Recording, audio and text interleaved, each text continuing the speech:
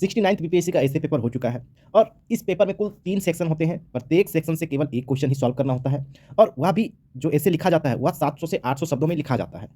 अब पेपर के बारे में बात कर लेते हैं कि पेपर किस तरह से था इस बार।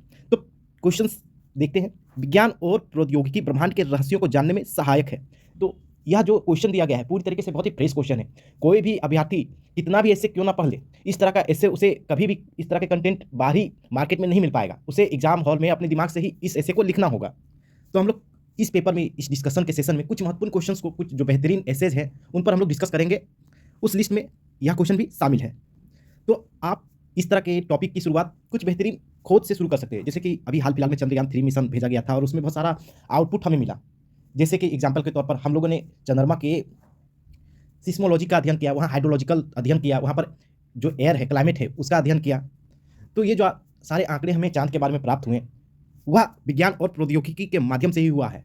जो चंद्रयान-3 हम लोगों ने छोड़ा, उसी के माध्यम से हो सका। तो आप इस तरह की चीज़ों से शुरुआत कर सकते हैं। आप मंगलयान ले सकते हैं, आप शुरुआत लीगो प्रोजेक्ट से कर सकते हैं, या फिर जेम्स वेब टेलीस्कोप के माध्यम से आप शुरुआत कर सकते हैं। आपके पास कंटेंट बहुत है, आप शुरुआत बस कहीं से कीजिए। तो इन सब टॉपिक में आप किसी टॉपिक से शुरू करते हुए कम से कम 70 से 100 शब्दों में पहला पेज है आप उसे लिखिए। उसके बाद आपको संक्षेप में विज्ञान और प्रौद्योगिकी का परिभाषा लिखना होगा और उसके बाद थोड़ा रहस्य को बताइए कि रहस्य का मतलब क्या है, आखिरकार ढूंढना क्या चाह रहे हैं हम ब्रह्मांड में।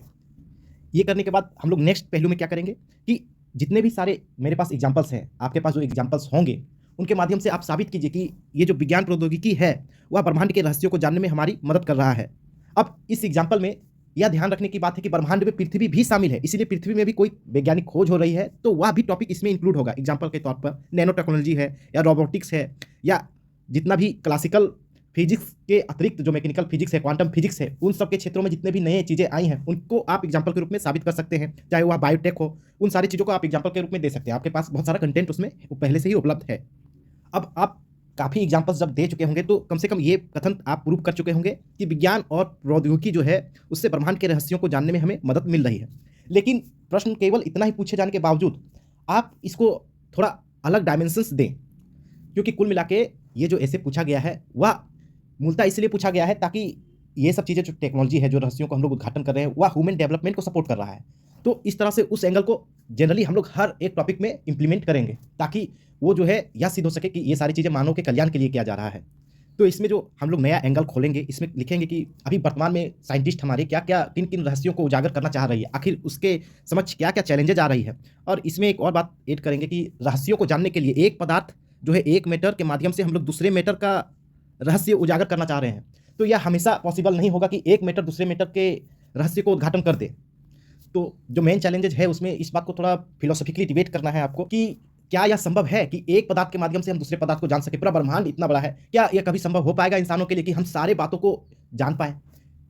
तो इस एंगल के माध्यम से आप इसमें एक नया एंगल खोलेंगे कि ऐसा संभव है कि इंसान संभवतः पूरे ब्रह्मांड के रहस्यों को कभी ना जान पाए, वह क्वेश्चन मार्क ही बना रह जाए।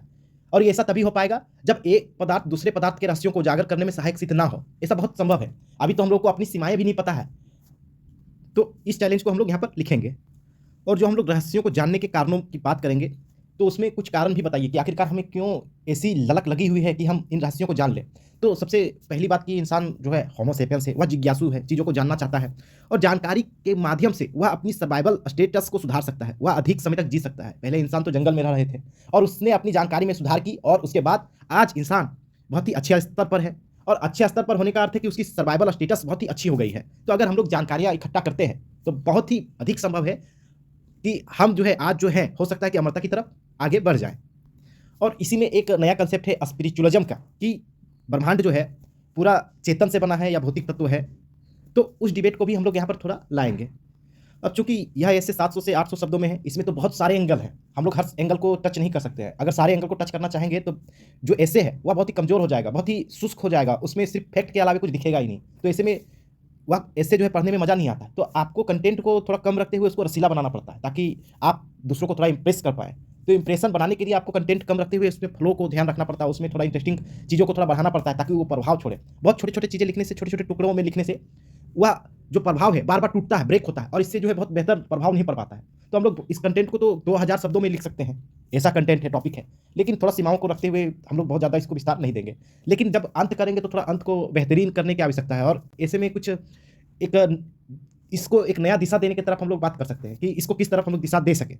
तो आज हम लोग देख रहे हैं कि विज्ञान और प्रौद्योगिकी के रहस्यों को तो हम लोग बहुत कुछ उजागर कर चुके हैं, लेकिन उसका बहुत ज़्यादा नेगेटिव इम्पैक्ट भी पड़ रहा है। हर क्षेत्र में थोड़ा-सा दिखा सकते हैं कि इन सब चीज़ों को जो गलत यूज़ हो रहा है, एग्ज़ाम्पल के तौर पर परमाणु बम बन गया तो जापान में यहाँ पर गिरा दिया गया। उसके बाद आज हम लोगों ने ईंधन को खोजा तो आज पूरी जलवायु परिवर्तन के कगार पर है, पूरा जो है एरिया, कई क्षेत्र बर्बाद हो रहे हैं, समुद्र का जलस्तर बढ़ रहा है। तो कुल मिला के आप कुछ बेहतरीन कोटेशन से इसको अंत कर सकते हैं। एग्ज़ाम्पल के तौर पर एक डिबेट था कि जब एल्बर्ट आइंस्टीन एक बार हमारे रविंद्रनाथ टैगोर जी से मिलने आए थे, तो रविंद्रनाथ टैगोर जी से आइंस्टीन ने बोला कि विज्ञान जो है वही समझ सकता है जो सत्य के प्रति प्रतिबद्ध हो, वह सत्य का साधक हो। तो इस पर रविंद्रनाथ टैगोर जी ने यह जवाब दिया था अल्बर्ट आइंस्टीन को कि भैया उस सत्य का आप करेंगे क्या, जो सत्य इस समाज को, इस मानव सभ्यता का कल्याण ना कर सके। तो इस तरह से हम लोग एक डायरेक्शन दे सकते हैं अंत में कि जो हम लोग रहस्यों को खोज रहे हैं, उसमें थोड़ा इस बात को बल देके और दबाव देके या हम लोग सुनिश्चित करें कि जो भी खोज हो रहे हैं उसका मानवीय उपयोग भी हो, और अगर उसका मानवीय उपयोग नहीं हो सकता है तो कम से कम उसका दुरुपयोग नहीं होना चाहिए। और जब तक एक सामान्य ज़िंदगी सबको ना मिल जाए, भुखमरी, गरीबी, ये सब जो चीज़ें हैं वो ख़त्म ना हो जाए, तब तक थोड़ा प्राथमिकता जो है खोजों में, इस तरह से खोजों को, रहस्यों को, उन रहस्यों को पहले प्राथमिकता दी जानी चाहिए खोजने के लिए, जिससे कि मानव का अधिक से अधिक कल्याण हो सके। क्योंकि वास्तविक लक्ष्य तो इंसानों के जीवन को बेहतर बनाना है। अगर हम अभी एक ऐसा प्रोजेक्ट चलाते हैं जो डार्क मैटर के बातों को, डार्क मैटर के प्रॉपर्टी को उद्घाटित करता है, उसके रहस्यों को उद्घाटित करता है, तो वह प्रोजेक्ट है, मान लेते हैं कोई देश चला रहा है और अपने जीडीपी का अधिकांश हिस्सा उस प्रोजेक्ट में खर्च कर दे रहा है। अब वहाँ के लोग तो भुखमरी से मर रहे हैं, गरीबी वहाँ पर चरम पर है, लेकिन वह सोच क्या रहा है कि मुझे रहस्य उद्घाटन करना, मेरे को डार्क मैटर के बारे में पूरी तरीके से जानकारी चाहिए। अभी तक तो कोई देश उस प्रोजेक्ट पर पूरी तरीके से हाथ लगा भी नहीं पाया है। वह बहुत ही डिफिकल्ट और कॉम्प्लेक्स टॉपिक है। तो ऐसे स्थिति में हम लोगों को यह डिसाइड करना होगा कि जब भी हम लोग इन चीज़ों का उपयोग करें तो मानवीय एंगल को ध्यान में रख के करें, और जब इंसान जो है पूरी तरीके से अपने उच्चतम स्तर तक पहुँच जाए, उसके बाद आप पूरे ब्रह्मांड के हर एक रहस्य को खोजिए ना, उससे कोई प्रॉब्लम नहीं होगा। लेकिन वर्तमान में अभी संसाधनों का क्राइसिस चल रहा है। आप कई सारे देश को देखिए, वह बहुत सारे तकलीफ़ों से गुजर रहा है। खासतौर से अफ्रीका का जो देश है, वह काफ़ी तकलीफ़ों से गुजर रहा है। तो इस तरह से आप यहाँ पर इसका अंत कर सकते हैं। लेकिन एक बात याद रखिएगा, जो मेन कंटेंट है उसका हिस्सा जो है 70% तक होगा वेटेज, वो 70% तक जो है ऐसे में लिखा जाएगा। बाकी 30% जो है हम लोगों ने एक्स्ट्रा जो दाएँ-बाएँ का डिस्कशन किया, जो कि बहुत ही ज़रूरी होता है एक ऐसे को डायरेक्शन देने का। कई बार हम लोग देखते हैं कि कई सारे लोग ऐसे को जैसे-तैसे लिख देते हैं, उसको फॉर्मेटिंग नहीं करते हैं और उसका कोई दिशा भी नहीं होता, वो कहीं पर पहुँचाता भी नहीं है। हमेशा याद रखिए कि ऐसे आपको लिखने के लिए दिया गया है तो आपको उसको किसी एक मंजिल तक पहुँचाना है। आपको उसको एक डायरेक्शन देना है, एक दिशा देना है। लोग पढ़े तो मोटिवेट हो जाए कि जाना मुझे किधर है, ये पता तो हो। तो आप एक दिशा हमेशा रखिए उसके अंदर, नहीं तो दिशा विहीन ऐसे जो है थोड़ा कमज़ोर होता है। तो इस तरह से आप पहले का आंसर लिख सकते हैं। इसमें तो बहुत सारे कंटेंट है, लेकिन हम लोग थोड़ा समय के हिसाब से और वीडियो लंबा ना करने के कारण बहुत सारे टॉपिक और एंगल्स हमने छोड़ा है। नेक्स्ट क्वेश्चन यहाँ पर कृषि व्यवस्था के सुधार से है, जो कि ग्रामीण अर्थतंत्र के सशक्त बना सकती है। तो यह बहुत ही नॉर्मल क्वेश्चन है, अधिकांश लोगों ने तो इसी को अटेम्प्ट किया है लग रहा है। अब नेक्स्ट क्वेश्चन है, धन अर्थव्यवस्था जो है अपराध और भ्रष्टाचार का कारण है। तो काला धन के बारे में लिखना बहुत ही स्ट्रेट फॉरवर्ड क्वेश्चन है। ये सब सारी चीज़ें जो है लोगों को आसानी से पहले से पढ़ा हुआ रहता है, तो आसानी से ये सब चीज़ें वहाँ पर लिखा जा सकता है। थोड़ा ये क्वेश्चन नया है। संचार क्रांति जो है टेक्नोलॉजी के प्रति और संचार के साधनों के प्रति जागरूकता में क्रांतिकारी रूप से वृद्धि की है। तो कुल मिला के इस क्वेश्चन में आपको जो कंटेंट लिखना है, थोड़ा हम लोग बस कोर इशू की बात करेंगे कि आज आप देख लीजिए हर एक आम आदमी के पास कम से कम एक स्मार्टफ़ोन तो है ही। आंकड़ों के हिसाब से तो लगभग 80 करोड़ लोगों के हाथों में, जो भारत में बात की जा रही है, वह 80 करोड़ लोगों के हाथों में पहुँच चुकी है स्मार्टफ़ोन। और विश्व की बात की जाए तो आधी आबादी से लगभग अधिक के हाथों में यह टेक्नोलॉजी पहुंच चुकी है। तो लोगों को इन्फॉर्मेशन बहुत ही तेज़ी से मिल रहा है और इससे अब उसे संचार के साधनों के बारे में पता चल गया है। वह सोशल मीडिया आप देख सकते हैं, हर एक व्यक्ति का 5-6 सोशल मीडिया अकाउंट है। फेसबुक में है, व्हाट्सअप में है, इंस्टा में है, ट्विटर में है। तो अब उनके पास इन्फॉर्मेशन की कमी नहीं है। और बात की जाए टेक्नोलॉजी के जागरूकता की बारे में, तो जब इन्फॉर्मेशन उन्हें हर दिन जब वह सुबह उठ रहा है तो उसके पास 200-500 मैसेज पड़े हुए हैं मोबाइल में, और वह देखता है कि 1 जनवरी को एक्सपो सैटेलाइट छोड़ दिया गया। तो किसानों को मैसेज आता है कि अब नैनो यूरिया आपको मिल रहा है, जो कि बायोटेक के माध्यम से डेवलप किया गया है। तो किसी के पास यह आता है कि डोरस्टेप सर्विसेज चालू हो गए हैं पशुपालन की सुविधा देने के लिए। तो उसे अब यह पता चल गया कि अब कृत्रिम रूप से गर्भदान हम लोग पशुओं को करवा सकते हैं। तो अब हर कोई बहुत ही आसानी से यह देख सकता है कि क्या इंडियन मेट्रोलॉजिकल ऑर्गेनाइजेशन ने वर्षा के प्रति क्या कहा है, क्या आज बारिश होगी, नहीं होगी। तो जो ये रिमोट सेंसिंग टेक्नोलॉजी है, वातावरण के अध्ययन की टेक्नोलॉजी है, उन सब चीज़ों के बारे में सबके जागरूकता काफ़ी बढ़ गई है। अब सेक्शन बी की बात करें तो महिला सशक्तिकरण का वर्तमान स्थिति वो भी राजनीतिक सशक्तिकरण के परिप्रेक्ष्य में। तो स्ट्रेट फॉरवर्ड क्वेश्चन है, आपको डायरेक्ट आंकड़ों के बारे में लिखना है कि अभी क्या स्थिति है महिला सशक्तिकरण की। पंचायत में 33 से 50% तक आरक्षण दे दिया गया है। लोकसभा में बिल जो है पारित किया गया है और कई सारे राज्य जो है इस तरह का पहल की शुरुआत कर रहे हैं। कई सारे राज्यों ने जो है लोअर कोर्ट में महिलाओं को आरक्षण दिया है जजेस बनने के लिए। तो उन सब चीज़ों को आप लिख सकते हैं और खासतौर से एक जो सेल्फ हेल्प ग्रुप है उस एंगल को भी दिखाइए, क्योंकि उसमें जो है करोड़ों महिलाएं जुड़ चुकी हैं और राजनीतिक रूप से सशक्त भी हो रही है। कई सारी महिलाएं एनजीओ शुरू कर रही हैं। तो उन सब चीज़ों को आपको पूरे एलिब्रेशन के साथ लिखना है और उसके बाद इसके चैलेंजेस को लिख देना है और इसके फिर इसको कैसे समाधान किया जाए। तो इन सब चीज़ों को थोड़ा विस्तार से इसमें लिखना है, टू द पॉइंट इसमें लिखने की आवश्यकता है। अगला क्वेश्चन, आध्यात्मिक उन्नति शारीरिक मानसिक विकास के लिए योग की आवश्यकता और महत्व। तो योग के बारे में लिखना कि आखिरकार कैसे यह मानसिक और शारीरिक विकास के साथ साथ आध्यात्मिक उन्नति कर रहा है।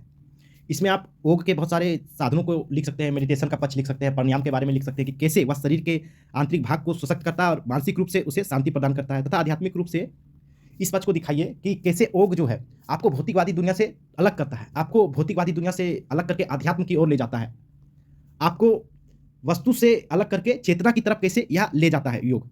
तो आप जो है बहुत सारी चीज़ें महसूस करने लगते हैं। जब आप योग करेंगे तो आप प्रकृति को अच्छे तरीके से महसूस कर पाएंगे, आपको जीवन का राग सुनाई देगा। आप कभी भी सुबह एक्सरसाइज कीजिए, योग कीजिए, 1 घंटे के बाद जब कोई चिड़िया आपके कानों में कूं कूं करेंगी तो उसका स्वर आप महसूस कर पाइएगा। ये महसूस जो है करने की क्षमता या अध्यात्म ही है। तो उन सब चीज़ों को थोड़ा डिटेल से लिखना है। आप अपने बातों को और अंदरूनी बातों को थोड़ा इसमें मिक्स करते हुए यहाँ पर उतारिए। ये काफ़ी अच्छा टॉपिक दिया गया है, इसे टॉपिक बहुत कम आते हैं और इस तरह के एक्सपेरिमेंट करने की आवश्यकता है ताकि लोगों को इस ओर आकर्षित भी किया जा सके और बढ़ावा भी मिले। नहीं तो आज की दुनिया में काफ़ी ज़्यादा लोग भौतिकवाद के दुनिया की तरफ आकर्षित हो चुके हैं और यह भी ज़रूरी है सोचना कि भौतिकता जो है एक सीमा तक ही इंसान को संतुष्ट कर सकता है। उसके बाद बहुत ज़्यादा आपके पास धन है, संपदा है, तो आपको शांति, मानसिक उन्नति और सारे एहसास नहीं दे सकता। हर चीज़ जो है पैसा से नहीं खरीदा जा सकता है। तो उन सब चीज़ों को आप दिखाइए कि कई सारे लोग हैं जो मानसिक डायलेमा से परेशान हैं, मानसिक रोगों का शिकार हो चुके हैं। अगला एक स्ट्रेट फॉरवर्ड क्वेश्चन है, नई शिक्षा नीति 2027 के फायदे और नुकसान। टू द पॉइंट लिखना है, इसमें तो कुछ है नहीं दाएं बाएं। अगला है भारतीय कृषि पर जलवायु परिवर्तन का प्रभाव और बचाव। आपको इसमें टू द पॉइंट लिखना है, डिमांड एकदम टू द पॉइंट है। तो इसके लिए आपको कंटेंट जो है यूएनएफसीसीसी के रिपोर्ट से मिल जाएगी, आईपीसीसी के रिपोर्ट से मिल जाएगी और आईएनडीसी के रिपोर्ट से मिल जाएगी। भारत सरकार का आईएनडीसी रिपोर्ट इसमें सबसे ज़्यादा प्रभावी होगा क्योंकि ये टोटली भारत के ऊपर लिखा गया होता है और ये 2 वर्षों में भारत सरकार का जलवायु मंत्रालय खुद ही निकालती है। तो इसके माध्यम से आपको सारे स्ट्रेटजी के बारे में पता चल जाएगा। नेक्स्ट है, बिना समाज के बोली हो सकेला का, बिन बोली भाषा समाज हो सकेला का। यह काफ़ी अच्छा क्वेश्चन है कि समाज और भाषा का विकास कैसे हुआ, क्या ये दोनों एक दूसरे से स्वायत्त था या फिर दोनों एक दूसरे पर डिपेंडेंट था, इसका विकास पहले किसका हुआ किसका बाद में हुआ। तो काफ़ी दिलचस्प क्वेश्चन है। हम लोग अभी और किसी पर अभी बात नहीं करेंगे, नहीं तो वीडियो काफ़ी लंबा हो जाएगा। और अगर आपको इन सब चीज़ों पर लिखने की आवश्यकता है तो आप कमेंट करिएगा, तो उस पर हम लोग अलग से उस टॉपिक पर विशेष रूप से हम लोग बात कर सकते हैं।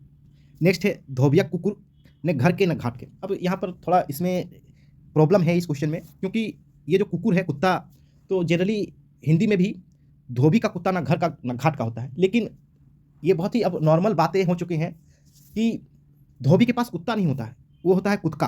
कुत्का मतलब एक डंडा होता है पीटने के लिए कपड़ों को, जिससे उसकी गंदगी खत्म हो जाए। तो अब लगभग सहमति बन रही है, आम सहमति, कि ओरिजिनल जो स्टेटमेंट था वह था धोबी का कुत्ता ना घर का ना घाट का। तो इस तरह से ये जो है थोड़ा कंट्रास्ट हो रहा है, एक विरोधाभास उत्पन्न हो जाए कि यहाँ पर कुत्ता है और यहाँ कुत्का है। तो इस तरह के टॉपिक पर लिखना थोड़ा डेंजरस हो सकता है। आप कुत्ता के रूप में फॉर्म में लिखेंगे तो बहुत ज़्यादा अच्छे से लिख नहीं पाएंगे और इसमें काफ़ी सारी प्रॉब्लम्स भी आएंगी। अगर आप दोनों अर्थों को जानते हैं तो आपके दिमाग में क्लियरिटी नहीं बैठ पाएगी कि इसको लेके किधर जाना है मुझे। लेकिन आपने सिर्फ कुत्ता को समझ कर लिख दिया है, तो चलिए उसका सीधा अर्थ आप लेंगे कि कोई जब कहीं का ना रह जाए, तो उस आधार पर आप लिख रहे हैं तो चलिए लिख सकते हैं, लेकिन फिर भी इसमें काफ़ी खतरा तो है ही। आगे है, आगूनाथ ने पाछू पग्घा बिना छान के कूदे गाधा। और नेक्स्ट है, अनेर धुनेर के राम रखवार। तो ये सब जो है चारों सेक्शंस जो है ये बिहार के लोकल बोलियों पर होती है और ये इसमें जो है स्वतंत्रता और जो है और उसके स्वतंत्रता की अच्छाइयाँ खामियाँ उन सब चीज़ों को इसमें आप तीसरे बिंदु में 11वें नंबर में आप लिखें और इस तरह से आप उन चीज़ों को दिखाइए कि स्वतंत्रता कहाँ तक होनी चाहिए। क्या एक समय के बाद स्वतंत्रता ना होके वह उसे उच्च श्रृंखल बना देता है, क्या उसे अनियंत्रित कर देता है। तो उन चीज़ों को आप बताइए कि कैसे बैलेंस होना चाहिए। स्वतंत्रता तो देनी चाहिए लोगों को, लेकिन कहाँ तक, तो उसका डिसीजन हम लोग इसमें करेंगे। आज हम लोगों ने देखा कि ये सारे बहुत सारे टॉपिक हैं। अगर आपको किसी विशेष टॉपिक के बारे में अगर ना पता हो, उस पर लिखना हो, तो हम लोग बाद में डिस्कस कर सकते हैं उस पर। आज हम लोग यहीं तक रखते हैं। बाकी बहुत सारे क्वेश्चंस जो हैं टू द पॉइंट लिखने थे। ऐसे में इस तरह के क्वेश्चंस लिखने का मज़ा आता नहीं है। ऐसे में लिखने का मज़ा तो तब आता है जब क्वेश्चंस बहुत ही एक्स्ट्रा ऑर्डिनरी हो। खास तौर से जहाँ पर स्कोप हो सोचने का, क्योंकि कोई बाहर से आके रट के आया है और क्वेश्चंस भी वैसे ही पूछे जा रहे हैं तो मज़ा नहीं आता है। उसका इंटेलिजेंस चेक नहीं हो रहा है एग्जाम में, वो चेक हो रहा है कि आपने कितना रटा और बस यहाँ पर आके उड़ेल दिया। जबकि प्रशासनिक अधिकारी के रूप में जब आप नियुक्त होते हैं तो आपके पास हर दिन नया चैलेंज आता है। आपके पास कोई रटा-रटाए चैलेंज नहीं आता कि आप रटे हुए हैं, चैलेंज आया तो उसको आप वहीं पर उल्टी कर देंगे और बस वो सॉल्व हो गया। नहीं, यहाँ पर ऐसा नहीं होगा। आपके पास हर दिन नया प्रॉब्लम आएगा, क्रिएट होगा, तो आपको अपने दिमाग से सॉल्व भी करना होता है। तो इसीलिए बीपीएससी ने कुछ क्वेश्चंस बहुत ही बेहतरीन सेट किए हैं ऐसे में, लेकिन इसके बावजूद थोड़ा इसकी मात्रा बढ़ा सकते हैं और उस दिशा में ले जाने की आवश्यकता है जहाँ पर उसके सोचने की क्षमता का भी अच्छे तरीके से परीक्षण हो सके। और ऐसा तभी संभव होगा जब बहुत ही ज़्यादा क्रिएटिव टॉपिक आप जो है सिलेबस में रखेंगे और ऐसे में भी पूछेंगे। लेकिन इस बार काफ़ी 4-5 काफ़ी क्वेश्चंस हैं जो क्रिएटिव किस्म के हैं और इस तरह से ऐसे का पेपर आज हम लोग समाप्त करते हैं।